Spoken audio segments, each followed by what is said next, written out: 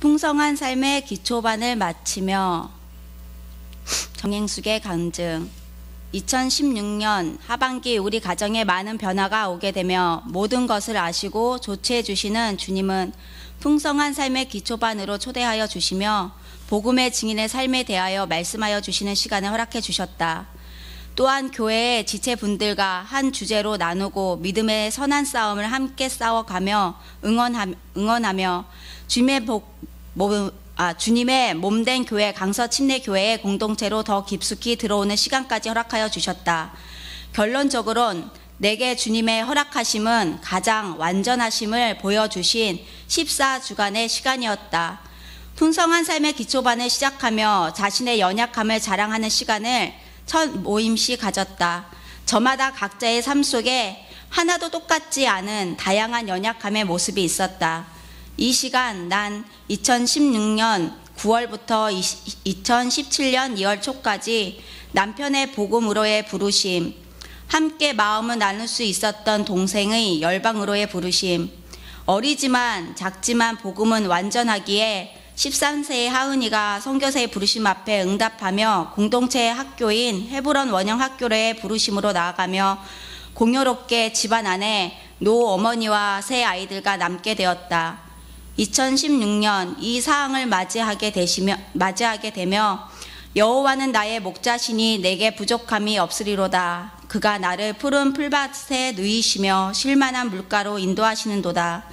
내가 사망의 음침한 골짜기로 다닐지라도 해를 두려워하지 않을 것은 주께서 나와 함께 하심이라. 주의 지팡이와 막대기가 나를 안위하시나이다.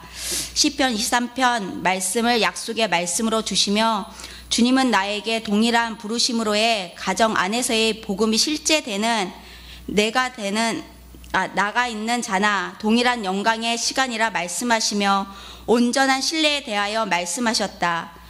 나에게 가장 약함은 평범할 때는 주님을 가장 사랑하는 듯 살아가지만 내 수준의 한계를 지나가면 주님보다 가족을 왕처럼 생각하며 내가 가장이라 여기며 의무감, 책임감이 날 베드로와 같이 주님을 배신하게 하는 것이었으며 그로 인해 가족과 함께 먹고 사는 것에 믿음의 터가 흔들리는 것이었다.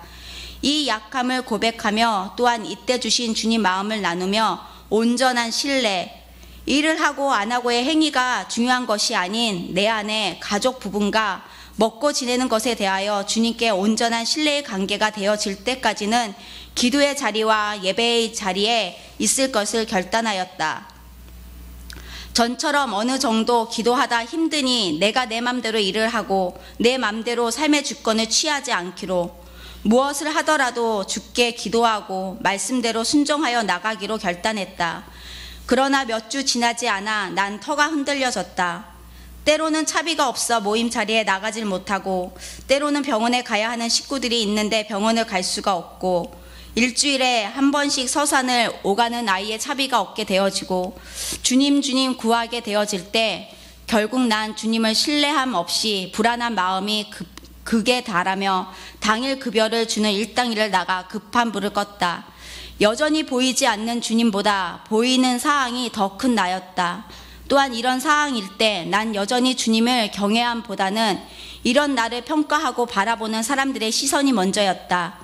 주님은 이렇게 내 안에 복음 안에 실제되어지지 않은 나의 고집, 자기 의를 들추어내시며 망한 듯 보인 그 자리에서 겸손케 하시는 시간을 허락해 주셨다.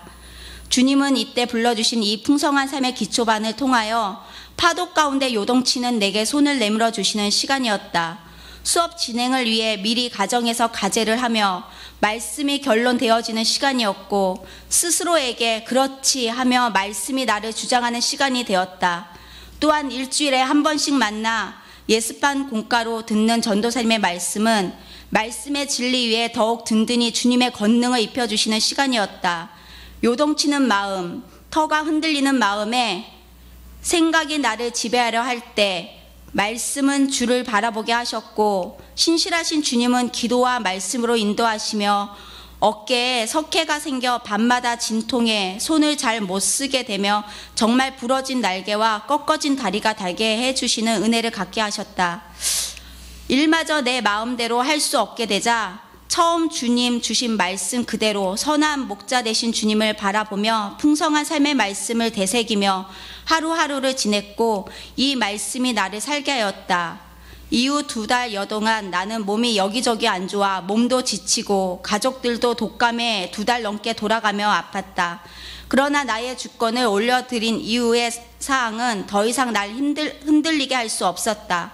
보이는 사항은 더 안 좋아지고 몸도 힘들어졌지만 주님의 선하심을 찬양케 되어졌고 말씀을 붙잡고 서 있게 하셨다.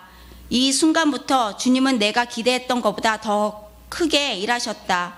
교회 공동체를 통해 사랑과 생명을 흘려보내 주셨고 이제는 사나 죽으나 주의 것이라 고백되어지는 순간 그 어떤 액션도 취하지 않았는데 동사무소에서 뜻하지 않게 연락을 해오며 몇 주 전 하은이 병원을 가기 위해 정부 지원이 되는 적금 통장에 3만 원이 있어 이 통장 해약이 있는지 알아보느라 전화 통화했었는데 다른 부서에서 이야기를 듣게 되며 도움을 주고자 수십 번도 더 연락을 했는데 그땐 내 전화가 수발신 정지라 연락이 안 되어 그냥 말았어도 됐는데 포기치 않고 계속 알아내어 친정 어머니 폰으로 도움을 줄 만한 것이 있는지 상담하고 싶다고 연락이 왔다.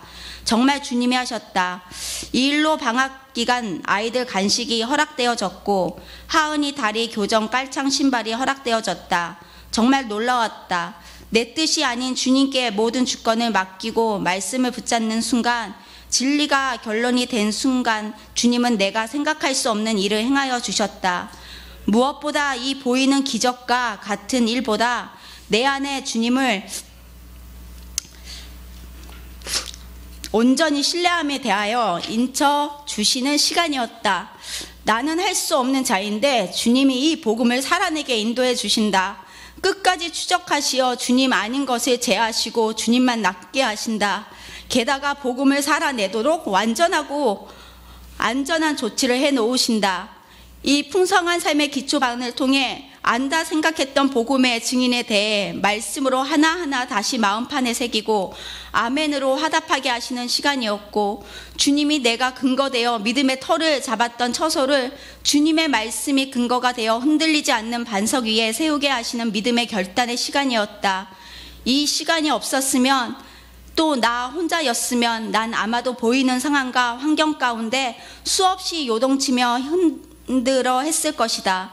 그러나 하나님의 은혜로 가장 완전한 조치의 자리를 예배하심으로 믿음에서 믿음으로 달려갈 수 있도록 그래서 2016년도 마감을 감사함으로 올려드릴 수 있는 시간이게 하셨다. 특히 복음의 증인은 어떤 한 분야에서만 증인이 아닌 자신과 하나님과 공동체와 세상 가운데 모든 영역에서 증인의 삶으로 살아가야 하는 것이 너무나 마땅함과 이 모든 것이 그리스도 안에서 이미 이루어진 실제인 것에 대하여 더욱 알게 되는 시간이었다.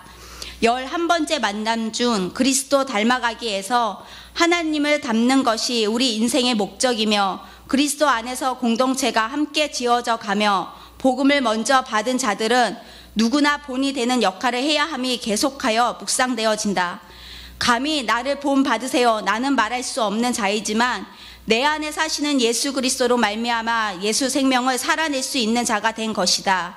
이 복음을 믿는 자 가운데 먼저 받음은 믿지 않는 자들에게 또 이제 시작한 믿음의 지체들에게 본이 되어 생명을 흘려보내기 위함이다. 복음이 내 안에 전부가 되었다면 복음은 말로만이 아니라 행함이 뒤따르는 것이다. 그리스도의 향기가 되어야 하는 것이다. 2017년 너희는 내게 배우고 받고 듣고 본 바를 행하라. 그리하면 평강의 하나님이 너희와 함께 계시리라. 이 말씀을 붙잡고 가정에서도 내가 속한 공동체 안에서도 세상 가운데서도 복음의 증인으로 살아갈 것을 결단한다. 주님이 하셨습니다.